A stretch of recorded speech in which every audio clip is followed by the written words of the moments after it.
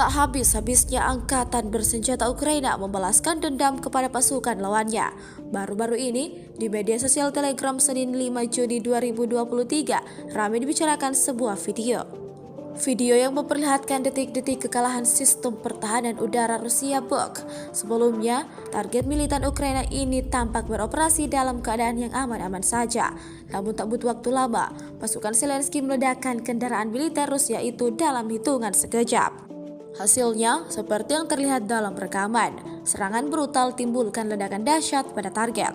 Kepulan asap tebal nyaris memenuhi kawasan tersebut. Hingga video beredar, beragam komentar dituliskan warganet.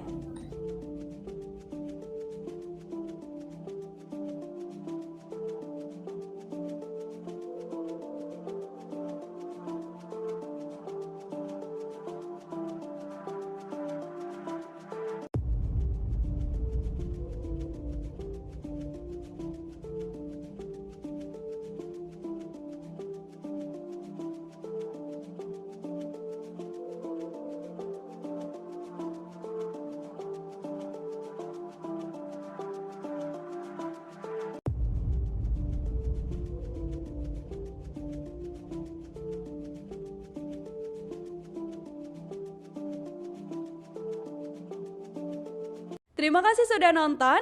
Jangan lupa like, subscribe, dan share ya.